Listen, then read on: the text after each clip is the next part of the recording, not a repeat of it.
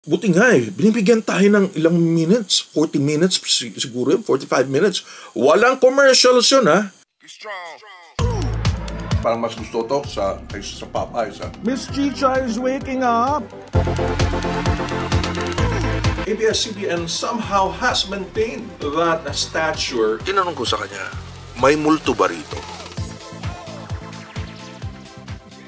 Oy mga Kuyakoy, this is Kuya Mike, ang Kuya sa America, and this is for the Kuyakoy list. Alright, so just before pumunta tayo sa vlog natin, commercial muna. Oy mga Kuyakoy, ako si Kuya Mike, and I am the owner of two lifestyle stores in one Shopify site. And the lifestyle stores are the Kuyakoy Life and the Kinder Life. But this is not my first time to create a lifestyle store, because even in the early 2000s, tried to develop a brand for several years that would be able to sell shirts, laptop bags, jackets, even trench coats. I would even sell all these items through bazaars and pop-up stores, and they really thought it was all imported, but everything was produced and sourced in Metro Manila. In year 2010, I had to migrate here in the United States, and I really thought that I could continue that lifestyle store. Of course, it was not easy. That means go back to the workforce. And because of technology, social media, and the ease now of logistics delivering not only here in the United States, in a way, this is my second chance. Hope our kababayans all over the world, including Europe now, Canada, would be able to see and browse around the Shopify site. Maraming salamat po. Alright, so hopefully makita nyo po, ma-check ng ating mga kababayan here in the United States and even in Europe, in Canada as well, itong mga items natin na pwede nang kuha po ninyo from the Kuyakoy Life lifestyle store. Again, this is not my first rodeo sa lifestyle store. Meron rin tayo before dun sa Pilipinas, pero ganun na life. You take the opportunities as they come. Napunta tayo rito sa Amerika, and now nagbabalik yung ating interest in creating products, and this time around is catered sa mga Filipinos na alam ko all over the world na tayo. May want to check that. Any case, pag-usapan natin ay Showtime. Balik tayo sa It's Showtime na it seems to be swimming along well right now. Yung paglipat nila from GTV now sa main channel ng GMA, it really has gone well in terms of its ratings. I'm sure happy itong si Mr. Gozon sa pangyayari. Walang pagsisisi na nakipag-collaborate sila with ABS-CBN and It's Showtime. So far, smooth. Right now, may konting twist sa mga kids, nag-a-act na sila, and can I just say, ang galing-galing nila. I don't know, yung kilometric lines ng mga bata, and I don't know how they are able to rehearse that, practice that, dahil ako mismo, I will have difficulty doing that. You know, walang fear. I don't know kung merong support dun sa ear-in na appliance dito, or just really all memory and all heart sa kanilang pag-acting. Ang galing-galing, from Jace to Kulot to Argus, yung mga bago nila. So I'm sorry, hindi ko ma-memorize yung mga names nila, but I am floored actually. And it's really nice na may balik rin yung mga scenes na yun sa mga pelikula, whether foreign, which is English, foreign films, and then Filipino films. Nananariwa tayo sa mga pelikula na ito. So in terms of factoids, in terms of mga detalye, so it was good. And then of course, yung kanilang pinaka bread and butter, kumbaga, yung pinakalaman, yung especially for you. Tama yung sinasabi ni Vice na marami na sa mga TV executives, mga brand executives sa PNG yata, na yun ang pinakamalakas nila. Kumbaga, hindi mo na may maiwanan kasi sa dami ng mga kwento tungkol sa paghihiwalayan. Tayo pa naman marites. Gustong-gusto natin yung mga marurubdob na at masasakit na mga kwento. I think doon talaga nakakuha talaga ng malakas na gain and following ang It's Showtime. Alam mo na, tututukan mo na yung second portion na yan. And then right now, lalo na yung tawag ng tanghalan, I think this is really good. Yung itap naman nila, yung mga schools, yung mga universities, no? Dahil ang dami talagang magagaling and talented ng mga estudyante dyan. And then not only that, it really also creates that pride sa mga schools nila. This is very good and well thought of. Ginawa nila sa edisyon na ito for Tawag na Tanghalan. So right now, it seems to be fine. So wala naman natin pag-uusapan. So ang naisip ko, yung pag-uusapan na lang natin, yung mga maliliit na annoyances, irritants, nuisance, nakikita ko so far sa mga comments, lalo na mga aficionado ng It's Showtime. Una, pag-usapan natin is yung parang ang tingin nila na parang hindi napapansin ni Vice si Karil or hindi nabibigyan ng spotlight, ng highlight si Karil. They are good friends. So, yun anihin na natin yun. They are good friends, Vice and Karil. Kahit may mga konting alingas-ngas and naikwento nga yan ni Karil, even dun sa party ni Vice, dun sa may Nueva Ecija o Tarlac yata yun, sa may Pantabangan Dam, na parang naikwento niya na ang daming, nag-iintriga sa kanila, pero they're really good friends.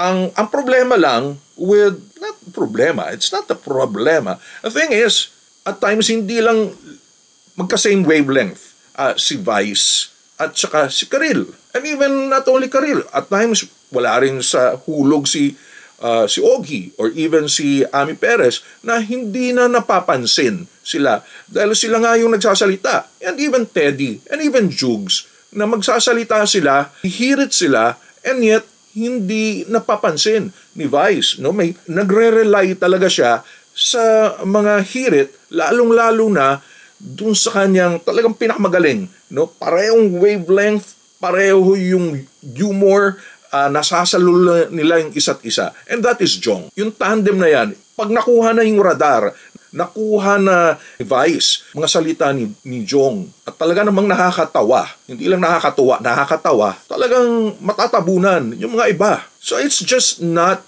Karil. Sometimes corny rin si Vong, di ba? Lumalanding na hindi. Or kabululan, kagaya ni Ryan. Si Ryan nga, hindi na masyado nagsasalita. And even Sean, di ba? Parang hindi na nagsasalita. Hindi ko na alam kung ano nangyayari kay Sean, to be honest about it. Para siyang missing in action. Kasi si Jackie is able to do that. Si Sean, I don't know kung intimidated siya or hindi siya masaya sa kanyang appearance now at ang feeling niya na-demote siya, nalagay siya dun at times sa online universe. Kasi parang hindi rin masaya dun sa online universe. Unlike yung kay Anna, to be honest, when Anna Ramsey was there, kita mo masaya-masaya si Anna Ramsey.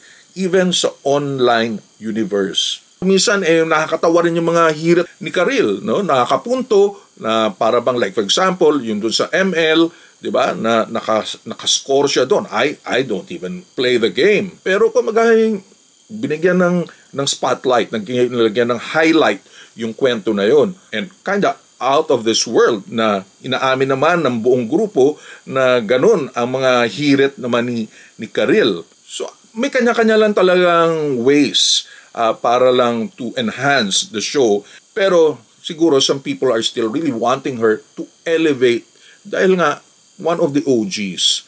Pero actually hindi naman siya OG. Ang pinaka-OG talaga dyan sila Jugs, Teddy, Vong, and Vice. So at times ganun si Kim, no? Kung minsan yung kanyang mga joke fall flat. Kung minsan hindi nga rin napapansin. Alam mo, yung pinakayo ko lang yung kay Kim, yung sasabihin niya, pinapaulit niya. Sige nga, ulitin mo nga. Something like that. Pag nasabi na, nakwela na, tapos na. Pangalawa, marami ang naiinis naman sa pagtawa ni Jugs. Yung kanyang reaction. Kung may nakakatawa, makikita mo na, or maririnig mo talaga, yung boses or yung tawa ni Jugs. Ako naman, actually, natutuwa ako. Kaysa naman, ewan ko parang sa kabila yata, si Bulaga, gumagamit pa rin sila ng canned laughter. Lumang-luma yun, 1970s. Hindi ko alam probably I made a mistake.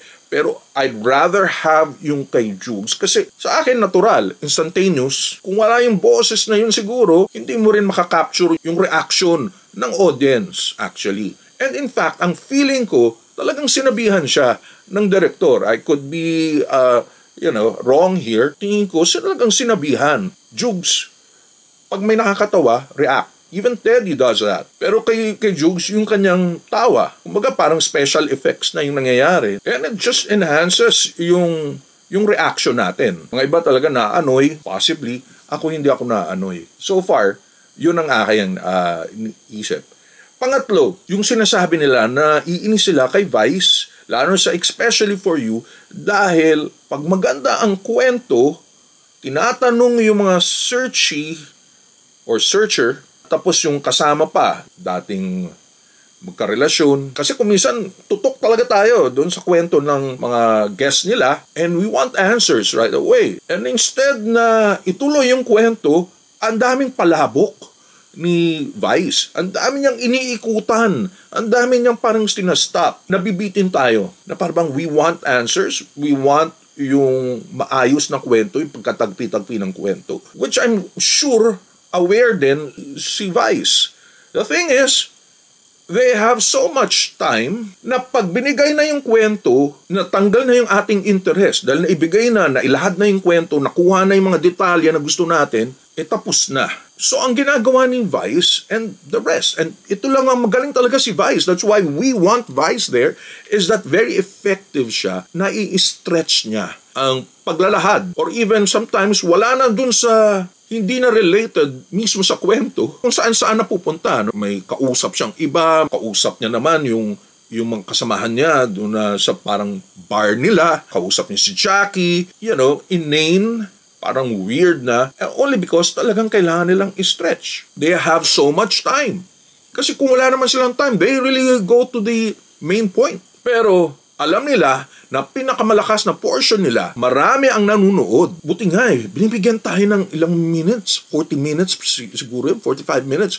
Walang commercials yun Walang nagsastop na commercials, walang commercial gaps na nabibitin tayo. And they really have to fill that up with interesting stories and interesting na patawa para tutok tayo. Tutok ang viewers. Very satisfying for us. I don't know, some of these are my assumptions. Yun ang aking mga explanations so far. Unless there are other explanations. These are small things sa laki na binibigay ng saya ng It's Showtime. That's it. Again, ito si Kuya Mike of the Kuya Kuya Lids. It's a brands, branding, and shopping channel for the global Filipino. Subscribe po sa ating channel. Konting kembot na lang, magpa 5K na tayo. Then, hit on the notification bell.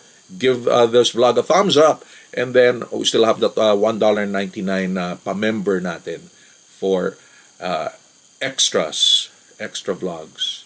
Until next time.